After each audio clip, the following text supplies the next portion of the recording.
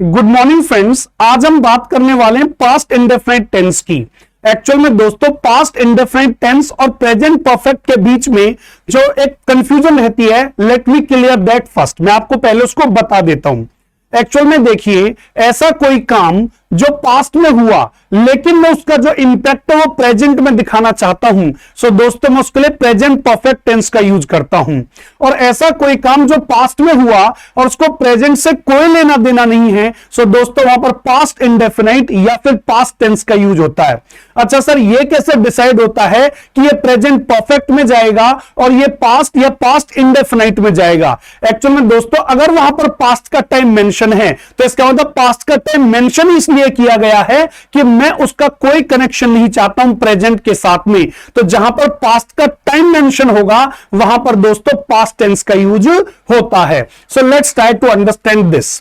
देखिए दोस्तों, एक्चुअल में होता क्या है कि हम जहां पर एडवर्ब ऑफ फ्रीक्वेंसी देखते हैं, जैसे कि हमसे बोला जाता है जहां पर तुम एडवर्ब ऑफ फ्रीक्वेंसी देखो तो या तो वह आपकी हैबिट है या रूटीन है, और वहां पर प्रेजेंट इंडेफिनिट टेंस का यूज होगा। एक्चुअल में दोस्तों ये एक मिथ है। अच्छा, ये मिथ क्यों है? Just try to understand. मैंने यहां पर एक सेंटेंस लिख रखा है, she always liked to play with young children. अब यहां पर तो हमने क्या लिखा हुआ है? यहां पर हमने ऑलवेज लिखा हुआ है, और ऑलवेज तो एडवर्ब ऑफ फ्रीक्वेंसी होता है। और यहां पर हमने लिखा है they always played football when they came to their granny's house. तो यहां पर देखो when they came to their granny's house, जब भी वो अपनी नानी के घर पे आते थे तो फुटबॉल खेलते थे। So just try to understand, ये जो लिखा हुआ है ये टाइम कब का है? ये टाइम जो है वो पास्ट का टाइम है। अब उनकी हैबिट थी उनकी हैबिट थी कि जब भी वो नानी के घर आते थे तो क्या खेलते थे? फुटबॉल खेलते थे। सो दोस्तों आज हमें ये समझ में आ जाना चाहिए कि एडवर्ब ऑफ फ्रीक्वेंसी का मतलब ये नहीं होता है हमारा प्रेजेंट का हैबिट और रूटीन। जो हमारी हैबिट और रूटीन है वो पास्ट के भी हो सकते हैं। मान लीजिए आपके दादाजी बोल रहे हैं जब मैं जवान था तो जल्दी उठा करता था, कहने का मतलब जब वो यंग थे तब वो जल्दी उठते थे, तो उनकी पास्ट की रूटीन क्या थी? जल्दी उठना। आपकी दादी बोलती है मैं हमेशा सुबह फ्रेश वेजिटेबल्स बनाया करती थी, अब वो नहीं करती, पहला ऐसा वो करती थी, तो ये उनका रूटीन था। तो दोस्तों एडवर्ब ऑफ फ्रीक्वेंसी से ये डिसाइड नहीं होता है कि प्रेजेंट इंडेफिनिट आएगा या पास्ट इंडेफिनिट। ये जो टाइम गिवन होता है एक सेंटेंस के अंदर वो डिसाइड करता है कि यहां पर प्रेजेंट इंडेफिनिट आएगा पास्ट इंडेफिनिट। मैंने आपको इतनी बात क्यों बताई? मैंने आपको ये बात इसलिए बताई क्योंकि आपका जो पास्ट का हैबिट और रूटीन होता है दोस्तों उसको बताने के लिए पास्ट इंडेफिनिट टेंस का यूज किया जाता है। अब यहां पर कुछ एग्जांपल्स देख लेते हैं, लेट्स ट्राई टू अंडरस्टैंड। यहां पर लिखा है he worked in this factory from 1990 to 2000। अब ये देखिए फ्रॉम 1990 टू 2000, उन्होंने 1990 से 2000 तक इस कंपनी के अंदर काम किया। He worked in this factory from 1990 to 2000। कहने का मतलब है अभी 2024 चल रहा है और उन्होंने 1990 से 2000 तक उस कंपनी में काम किया था। सो देखिए दोस्तों ये पास्ट का क्या है? ये पास्ट का टाइम मेंशन है, तो मैं टेंस कौन सा लगाऊंगा? टेंस भी मैं पास्ट का लगाऊंगा, तो इसलिए मैंने यहां पर क्या लिख दिया? मैंने यहां पर वर्क लिख दिया, second form of the verb. अब मैं इसको समराइज करता हूं। देखिए पास्ट के किसी एक्शन को जब मैं दिखाना चाहता हूं जिसका कोई कनेक्शन नहीं है प्रेजेंट के साथ में, और मैं टाइम भी मेंशन करता हूं पास्ट का, तो मैं पास्ट इंडेफिनिट यूज करूंगा या पास्ट टेंस उसमें मेंशन करूंगा। जब मुझे अपने पास्ट की हैबिट और रूटीन बताना है तो भी मैं पास्ट इंडेफिनिट टेंस का यूज करूंगा। आई होप कि आपको यह बात समझ में आई होगी। Now we are going to talk about next कि हमारे पास आगे क्या है। देखिए दोस्तों, ऐसा कोई काम जो पास्ट में हुआ था फॉर अ पर्टिकुलर टाइम, एक पर्टिकुलर टाइम तक हुआ था। अब यहां पर देखिए मैंने क्या लिखा, He taught in that school for 4 years, मतलब कि उन्होंने इस स्कूल में 4 साल पढ़ाया था। अब एक्चुअल में एक बात और हमें समझनी पड़ेगी, वो ये कि हमको बोल दिया जाता है कि जहां पर टाइम मेंशन कर दिया जाए for long time, for 4 years, तो वहां पर इसका मतलब ये होता है कि वहां पर पास्ट परफेक्ट टेंस का यूज होगा। It is not mandatory. हां ये मैंडेटरी तब हो जाता है जब मैं क्या दिखाना चाहता हूं? जब मैं कॉन्टिन्यूएशन दिखाना चाहता हूं। For an example, I want to show the continuity of the action.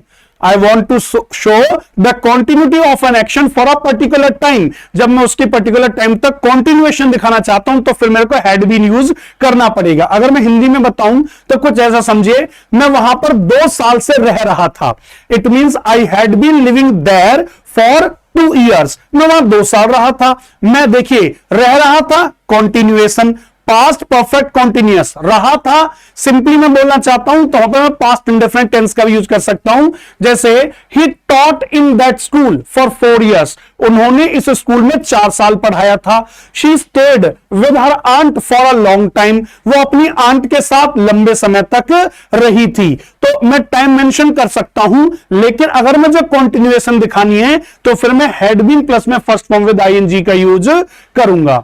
इसके जो स्ट्रक्चर है पास्ट इंडेफिनिट का, इट इज वेरी इंपॉर्टेंट, वो बहुत ही ज्यादा इंपॉर्टेंट है। अब वो क्यों इंपॉर्टेंट है, जस्ट ट्राई टू अंडरस्टैंड।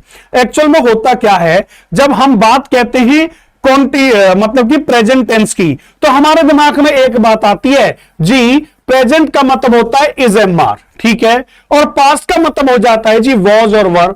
बच्चे डिफरेंस नहीं कर पाता कि हर प्रेजेंट टेंस का मतलब इज एम आर नहीं है और हर पास्ट टेंस का मतलब वॉज वर नहीं है। तो मेरे कहने का मतलब क्या है, मेरे कहने का मतलब यह है कि भैया इसका जो सिंपल सेंटेंस होगा, सिंपल सेंटेंस के अंदर first of all subject, after that second form of the verb, after that object. इसके अंदर हेल्पिंग वर्ब नहीं होती है, हमें सेकंड फॉर्म का ही यूज करना होता है। दोस्तों इसका जो नेगेटिव सेंटेंस होता है उसमें did not plus first form of the verb लगती है। कहने का मतलब यह हुआ, जब डिड नॉट आएगा तो वर्ब की फर्स्ट फॉर्म आएगी, ना कि सेकंड फॉर्म, याद रखेंगे। फिर देखिए दोस्तों, first of all did, after that subject, then first form of the verb, after that object, at the end question mark. ये इंटेरोगेटिव है। नाउ नेगेटिव प्लस इंटेरोगेटिव, बच्चे सबसे पहले did, after that subject, then not, then first form of the verb after that object, and in the WH family, first of all member of WH family, after that did, after that subject, then first form of the verb after that object। मैं आपको एक बात बताना चाहता हूं, अगर who का use होता है तो वो कुछ इस तरह से होगा, first of all who, after that second form of the verb, after that object। Chain किसने तोड़ी थी, who broke the chain। Chair किसने तोड़ी थी, who broke the chair। Computer किसने ऑपरेट किया था, who operated the computer।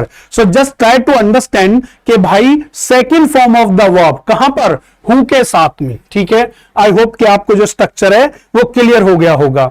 Now we are going to talk about next. अब यहां पर कुछ एग्जांपल्स हैं, they are going to help us in understanding the tense better. जल्दी से इनका एक बार कर लेते हैं review. I dash make a mistake, I made a mistake, we play well, we played very well, they appreciate her painting, they appreciated her painting, they dash not inform the police, they did not inform the police, they did not inform the police, he dash win the match convincingly, he won the match convincingly। देखिए दोस्तों, win, won, won, win, won, won। The principal announced holiday, the principal announced holiday। Dash we read the newspaper, did we read the newspaper, dash the clerk dash not inform you of my arrival, did the clerk not inform you of my arrival, dash you dash forget your wallet at home, did you forget your wallet at home। Rahul submit his report, Rahul submitted his report. Actual में दोस्तों second form of the verb in the simple sentence and did plus में first form of the verb in the other sentences, और did के साथ में verb की first form का use होता है। अब देखिए दोस्तों, जो सबसे बड़ी जो प्रॉब्लम आती है स्टूडेंट्स को, इट इज हियर, वो यहां पर है कि अगर मैं उनसे पूछ लूं कि इज एम आर का मतलब क्या होता है, तो वो कहेंगे इज एम आर का मतलब है प्रेजेंट कॉन्टिन्यूअस। अगर मैं कहूं वॉज वर तो वो कहेंगे जी पास्ट कॉन्टिन्यूअस। अगर मैं उनसे कहूं बीन तो वो कह देंगे जी परफेक्ट। देखिए दोस्तों, एक्चुअल में हमें समझना पड़ेगा, जो इज एम आर होती है वो प्राइमरी वर्ब होती है, मतलब वो हेल्पिंग वर्ब भी बनती है और वो मेन वर्ब भी बनती है। तो जब वो मेन वर्ब बनती है तो वो कौन सा टेंस है।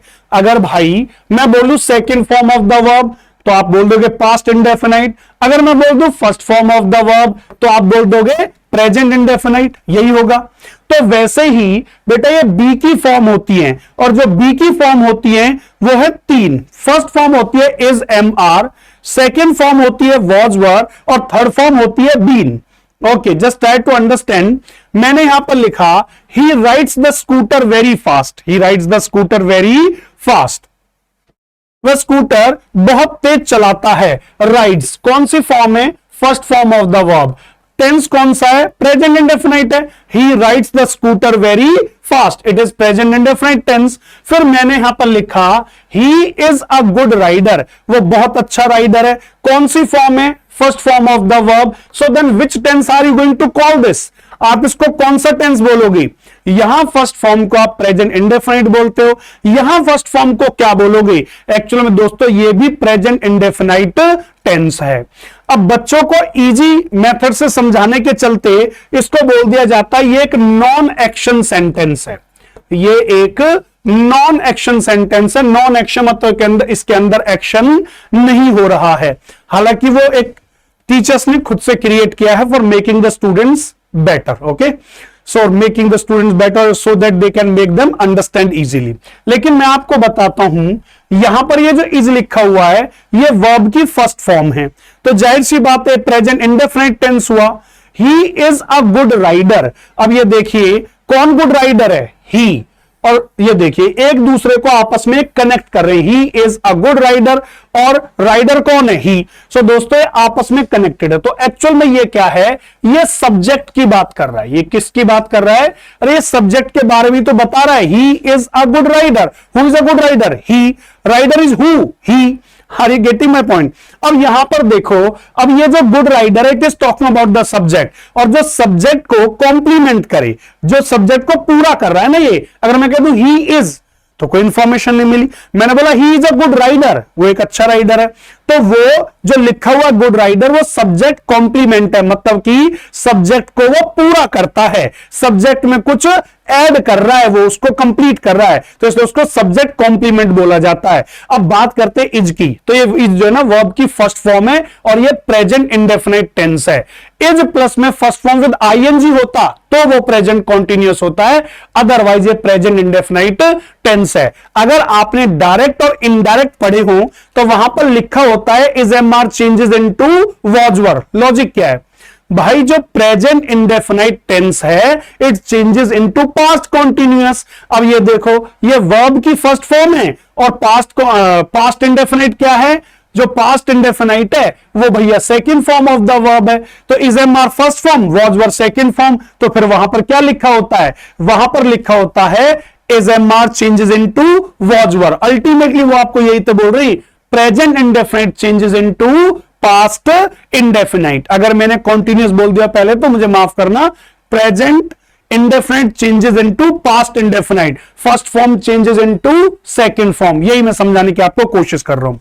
She plays chess very well. अब यहां पर लिखा है जी plays, she plays chess very well, it is the first form of the verb. She plays what? Chess very well. तो देखिए ये वर्ब की फर्स्ट फॉर्म के साथ में एस और यस लगाए, कौन सा टेंस है? प्रेजेंट इंडेफिनिट टेंस है। यहां पर लिखा है she is a chess player, she is a chess player, ये कौन सी फॉर्म है? वर्ब की फर्स्ट फॉर्म है। इस वर्ब की फर्स्ट फॉर्म को प्रेजेंट इंडेफिनाइट, इस वर्ब की फर्स्ट फॉर्म को क्या बोलोगे? Present indefinite. अब यहां पर देखो I want to become a famous teacher, I want to become a famous teacher, ये क्या लिखा हुआ है? ये लिखा है जी want, first form of the verb। अब यहां पर देखो he is a famous teacher, he is a famous teacher, he के साथ हमने is का यूज किया, verb की फर्स्ट फॉर्म है, कहां लिखी है? be की verb की फर्स्ट फॉर्म है, first form means present indefinite. So मैं इस तरह से आई होप कि आपको समझ में आ गया होगा और हम प्रूव कर पाएंगे this is present indefinite tense. अब यहां आओ, He is waiting for the bus, he is waiting for the bus, वो किस चीज के लिए इंतजार कर रहा है? वो बस के लिए इंतजार कर रहा है। सो दोस्तों यहां पर ध्यान से देखो, he is waiting for the bus, यहां पर is लिखा हुआ है, यहां पर waiting लिखा हुआ है। ये बच्चे वर्ब के फर्स्ट फॉर्म के साथ में ing है and it is present continuous tense, it is present continuous tense. He is cleaning the clothes और she is cleaning the clothes, he भी हो सकता है, no doubt, there is no problem. She is cleaning the clothes, he is cleaning the clothes. Actually में दोस्तों is plus में first form with ING, ये हो गया present continuous tense. We are dancing on the stage, what we are dancing, where we are dancing, on the stage, we are dancing. देखिए दोस्तों ये are है, ठीक है, हेल्पिंग वर्ब, और ये डांसिंग है main verb. Means is am are first form with ING, कौन सा टेंस है, प्रेजेंट कॉन्टिन्यूअस। अब देखो is am are first form with ING क्या है जी, present continuous. Is am are simply जब वो मेन वर्ब बनने का काम कर रही, so they are present indefinite. Okay, I hope कि आपको यहां से कुछ बातें क्लियर हुई होंगी। अब इसमें बहुत कुछ है बात करने के लिए, but we are at the level of initiation, you can say we have just started the tenses, तो हम अभी इतना ही समझने वाले हैं। So now we are going to talk about in the same manner about was. अब एक बार हम वॉज की भी ऐसे ही बात करते हैं, लेट्स टॉक अबाउट दिस। यहां पर देखो मैंने लिखा he wrote a novel last year, he wrote a novel last year. तो भैया रोट कौन सी फॉर्म लिखी हुई है, रोट तो सेकंड फॉर्म लिखी हुई है, और जब सेकंड फॉर्म लिखी हुई है so what is this, just try to understand. जब यहां पर रोट लिखी हुई है second form of the verb, तो टेंस कौन सा है, पास्ट इंडेफिनाइट। अच्छा, जो बी की सेकंड फॉर्म है वो क्या है, बी की जो सेकंड फॉर्म है वो भी वॉज और वर है। तो जब यहां पर लिखा है ही वॉज अ नॉवेलिस्ट, तो इसका मतलब क्या है, ही वॉज अ नॉवेलिस्ट, तो ये भी second form of the verb है। और जब ये second form of the verb है, so what does it mean, it is past indefinite, this is also past indefinite. फिर हमने देखा we played a match, we played, अब यहां पर दोस्तों लिखा हुआ है played second form of the verb, और ही वॉज अ क्रिकेटर, तो यहां पर भी लिखा है second form of the verb. So I hope कि आपको समझ में आया होगा कि ये बी की सेकंड फॉर्म है वॉज और वर, वॉज और वर, और ये क्या है, ये पास्ट इंडेफिनिट टेंस है, और ये भी पास्ट इंडेफिनिट टेंस है। लेकिन जब मैं लिख देता हूं he was playing match, he was playing match, वो मैच खेल रहा था, he was playing match. So just try to understand, he was playing match, was were first form with ING. So दोस्तों ये बन जाता है पास्ट कॉन्टिन्यूअस, ये कौन सा बन जाता है, पास्ट कॉन्टिन्यूअस। हमारे पास कुछ सेंटेंसेस हैं, लेट्स प्रैक्टिस देम। एक बार उनको थोड़ा सा प्रैक्टिस कर लेते हैं, because they are asked in exam oftenly. Okay, बार बार पूछते एग्जाम में, so let's talk about them, उनके बारे में एक बार बात करते हैं। यहां लिखा है ही dash be in Australia, he was in Australia, he is in Australia. दोस्तों दोनों ही सही है। अच्छा, मैंने यहां पर दोनों ही सही क्यों माना, कोई तो लॉजिक होगा कि हमने दोनों सेंटेंसेस को कैसे माना, हमने दोनों सेंटेंसेस को राइट माना, what is the logic behind that. अब यहां पर देखिए he was in Australia, he is in Australia, दोनों इसलिए ठीक है क्योंकि यहां पर कोई टाइम मेंशन नहीं है, कोई स्पेसिफिक टाइम मेंशन नहीं है यहां पर कि जो हमें यह बताए कि हम प्रेजेंट में जाएं या पास्ट में जाएं। तो हम इसको प्रेजेंट में मान सकते हैं, ही इज इन ऑस्ट्रेलिया, वो ऑस्ट्रेलिया में है, ही वॉज इन ऑस्ट्रेलिया, वो ऑस्ट्रेलिया में था, तो दोनों ही कंडीशन में हम ठीक है। ही dash be very intelligent when he was in school, जब वो स्कूल में पढ़ता था तब वो इंटेलिजेंट था।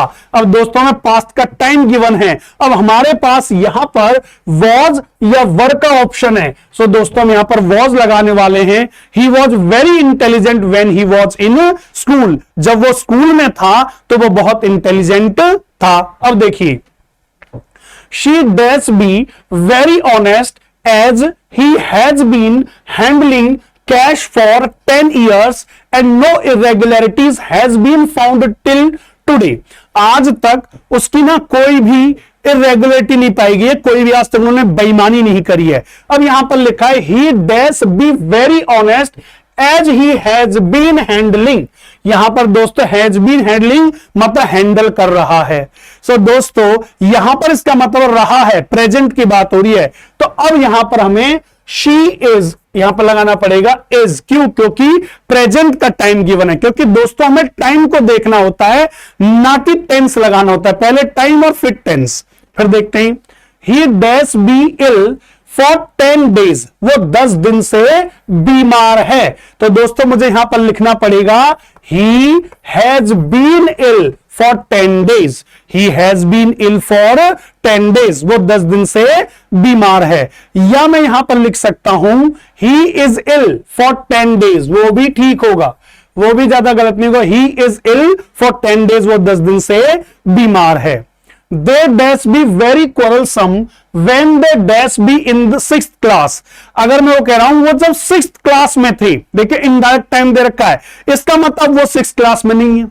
और जब वो 6th क्लास में नहीं है तो वो पास्ट हो गया। अगर पास्ट हो गया तो हम क्या यूज करने वाले हैं, हम यूज करने वाले पास्ट, तो हम लिखेंगे they were very quarrelsome, they were very, माफ करना, they were very quarrelsome, वो बहुत झगड़ालू थे। when they were in 6th class, जब वो कब क्या थे, जब वो 6th क्लास में पढ़ा करते थे तो वो बहुत झगड़ालू थे। अगर मैं कह रहा हूं वो 6th क्लास में, इसका मतलब वो 6th क्लास में अब नहीं है, तो इनडायरेक्टली मुझे पता लगाना पड़ता है कि प्रेजेंट का टाइम है या पास्ट का टाइम है। यहां देखिए we dash be very proud on his achievement, we are भी लिख सकते हैं और वी वर भी लिख सकते हैं क्योंकि टाइम गिवन नहीं है। लेकिन ज्यादा बेहतर अगर हम प्राउड फील कर रहे हैं तो अभी प्रेजेंट में भी हो सकता है, हालांकि ऐसा कोई डिटरमिन आप कर नहीं पाएंगे। अगर मैं यहां पर कुछ ऐड कर दूं, we dash be very proud on his achievement when he was working with this institution, when he was working। अब यहां पर मेरे पास कोई ऑप्शन नहीं है कि when he was working with this institution, जब वो इस इंस्टीट्यूशन में काम किया करता था, इस कंपनी में काम किया करता था। अब दोस्तों मुझे यहां पर वर लगाना पड़ेगा, क्यों, क्योंकि यहां पर पास्ट का टाइम गिवन है। आई होप कि आपको समझ में आया होगा। Let's try to understand next one. यहां पर लिखा he dash be an Indian because I have checked his passport, he is an Indian। यहां पर लिखा है मैंने उसका जो पासपोर्ट है वो चेक कर लिया है, मैंने जो उसका पासपोर्ट है वो चेक कर लिया है। दोस्तों प्रेजेंट का टाइम गिवन है तो यहां पर ए जाएगा he is an Indian because I have checked his passport। यहां देखो they dash be very famous cricketers, CRICKETER, they dash be very famous cricketers हो जाएगा फिर यहां पर, ठीक है जी। They dash be very famous cricketers. अब यहां पर देखो they were very famous cricketers भी ठीक है और they are very famous cricketer भी ठीक है, क्योंकि यहां पर टाइम गिवन नहीं है कि मुझे प्रेजेंट में जाना या पास्ट में जाना है। एक्चुअली दोस्तों हमने टॉपिक शुरू किया था, तो हमने टॉपिक शुरू किया था टाइम एंड टेंस, ठीक है दोस्तों। टाइम एंड टेंस का मतलब यही है कि आपको टाइम देखना होता है और उसके अनुसार आपको टेंस फिल करना होता है। जैसे हम अपनी ये सीरीज पूरी करेंगे उसी के साथ में हम टाइम एंड टेंस की पूरी एक एक्सरसाइज डिस्कस करेंगे, सो दैट आपको पता लग सके बेहतर तरीके से कि टाइम का क्या रोल होता है in the tenses. I hope कि आपको अच्छा लगा होगा। Thank you very much for watching the video.